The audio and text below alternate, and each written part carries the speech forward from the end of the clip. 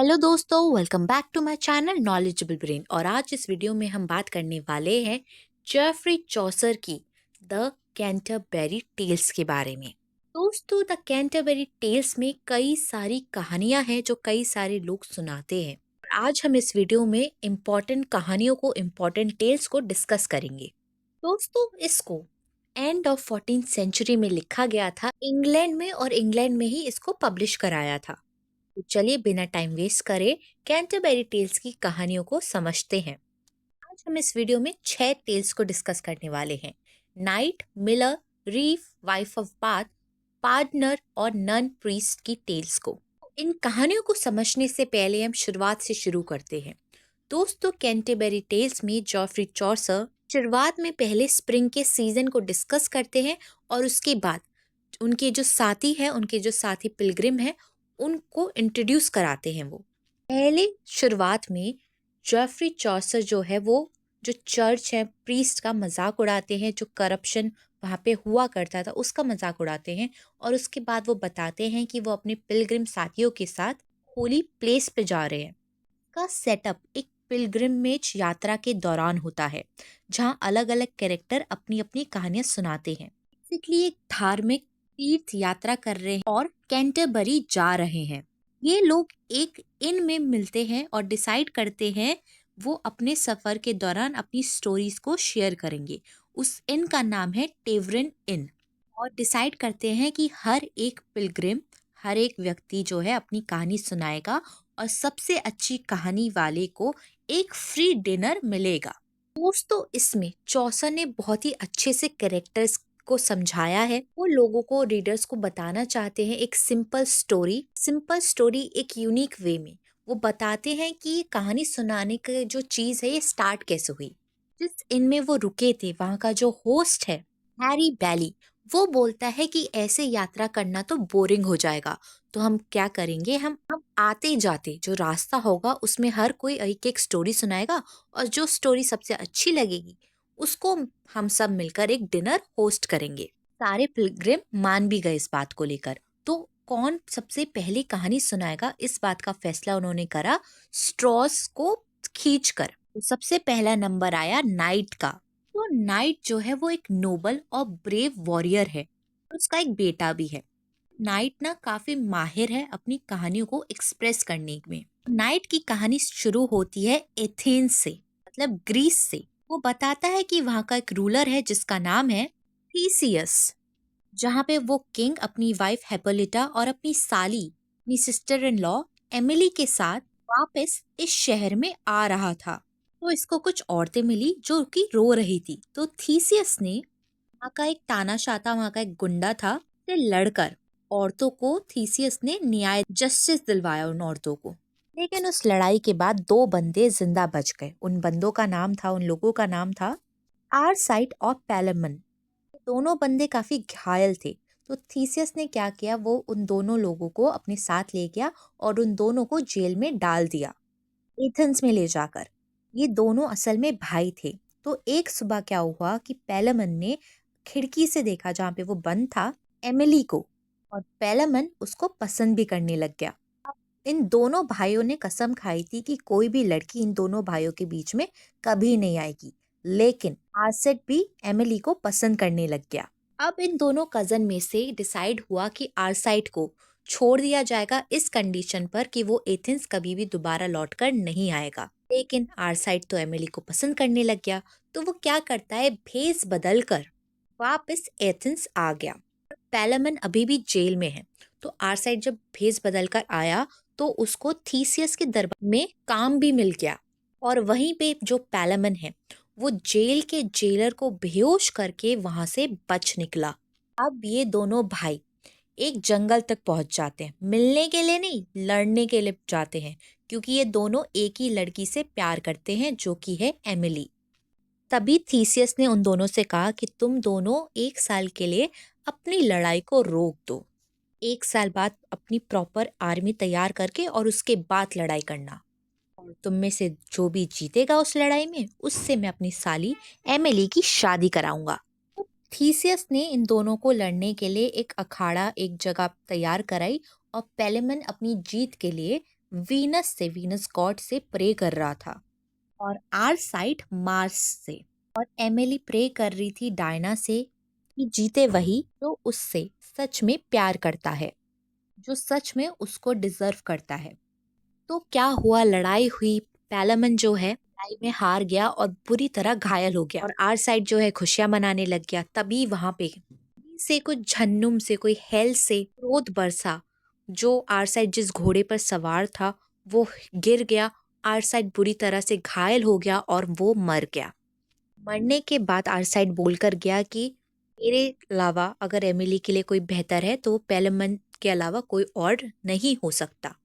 आरसाइड के मरने के बाद थीसियस ने आरसाइड के लिए एक ग्रेट फ्यूनरल अरेंज किया और इसके बाद पेलेमन और एमिली की शादी हो गई और वो दोनों हैप्पीली अपनी लाइफ जीने लग गए। उसके बाद नाइट की कहानी खत्म हो जाती है। होस्ट बोलता है दूसरे बंदे को कहानी सुनाने के लिए, तो तभी मिलर बोलता है कि मैं अपनी कहानी सुनाऊंगा।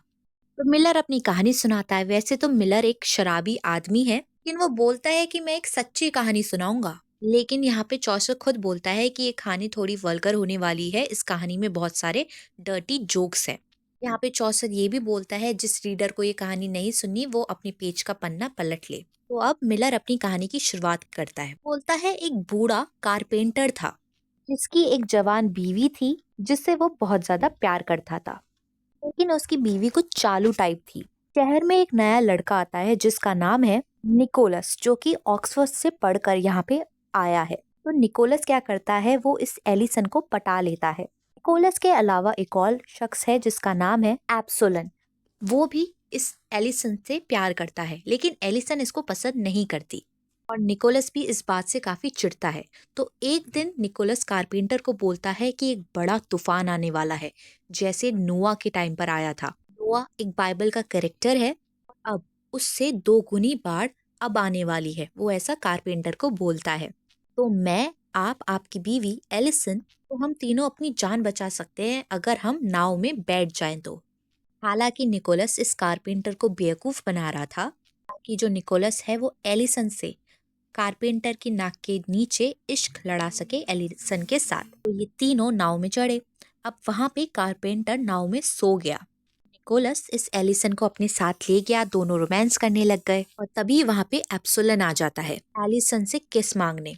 तो एप्सोलन ने अंदर से सुन लिया कि जो निकोलस है और एलिसन है वो दोनों एप्सोलन का मजाक उड़ा रहे हैं।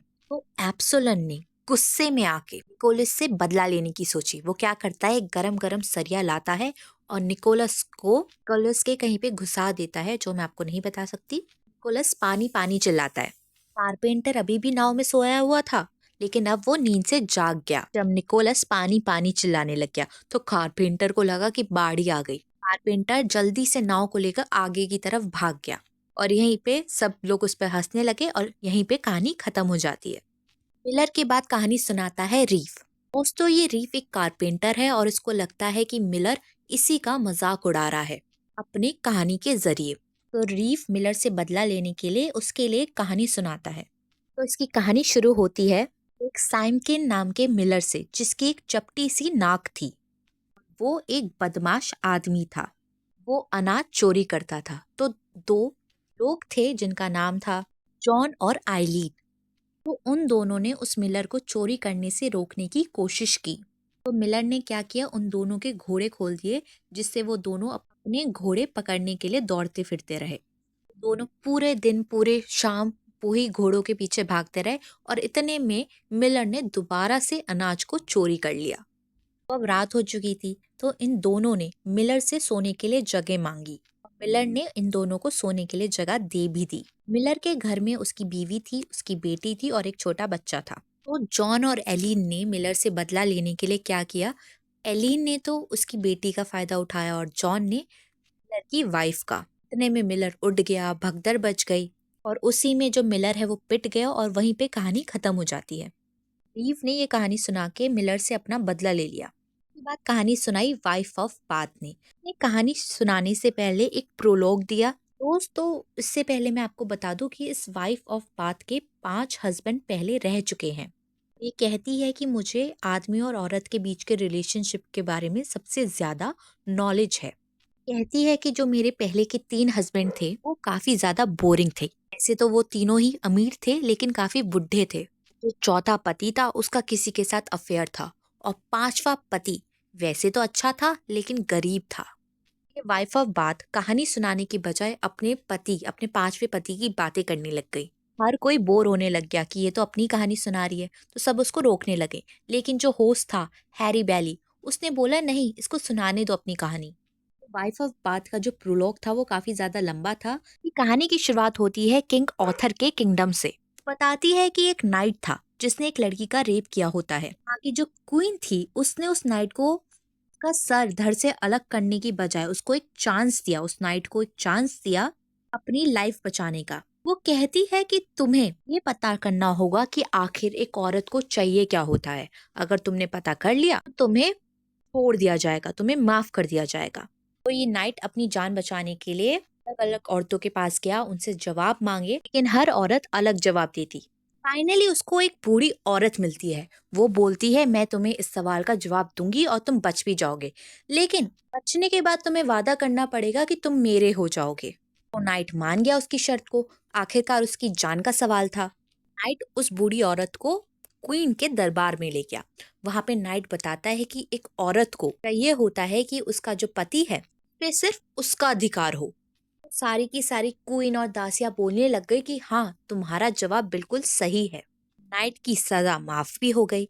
तो ने उस बूढ़ी औरत से वादा किया था कि अगर वो बच गया तो उसको उससे शादी करनी पड़ेगी। वो बूढ़ी औरत बोलती है उस नाइट से कि तुम्हारे पास दो कंडीशन है, या तो मैं बूढ़ी रहूं और तुम्हारे लिए फेथफुल रहूं, या फिर मैं जवान हो जाऊं और तुम्हारे साथ बेवफाई करूं।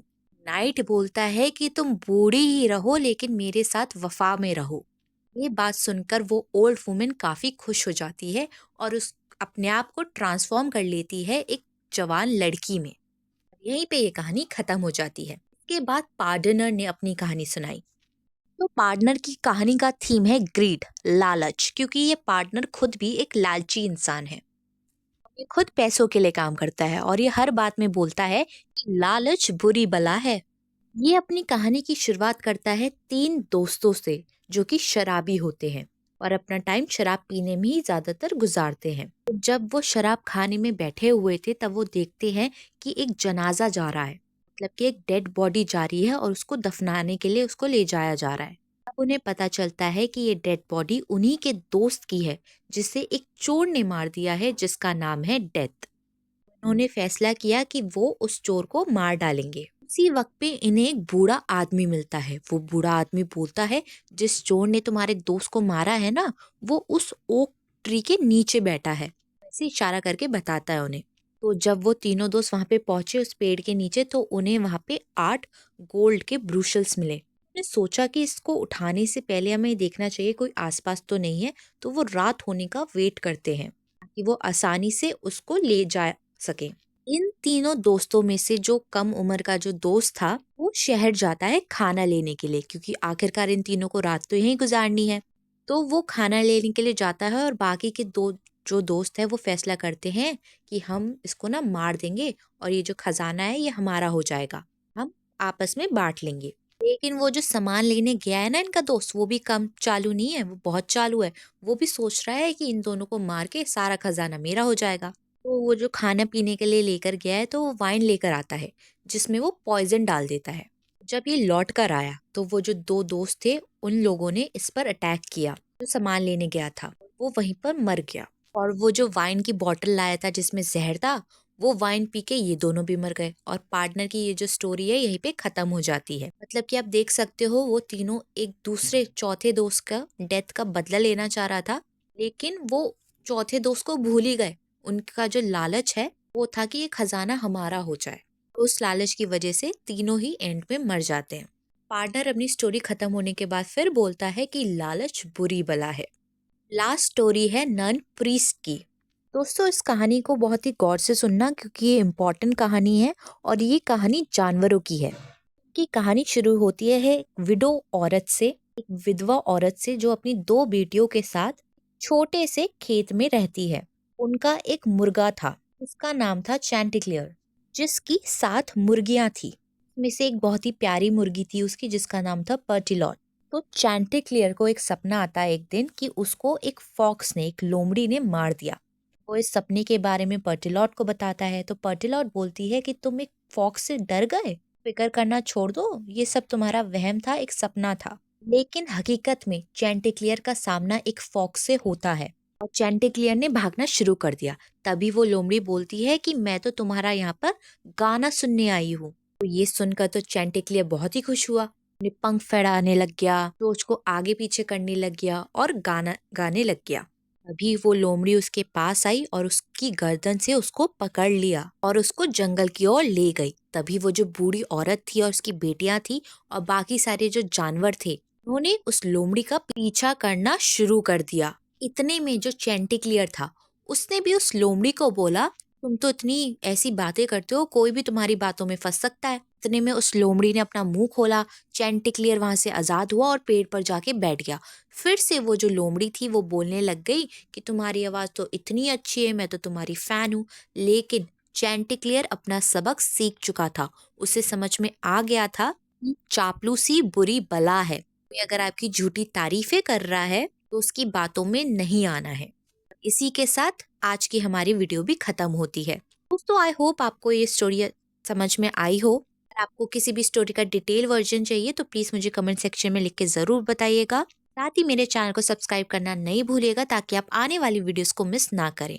आज के लिए बस इतना ही, अगली बार फिर मिलेंगे एक और नई वीडियो के साथ। Thank you for watching this video.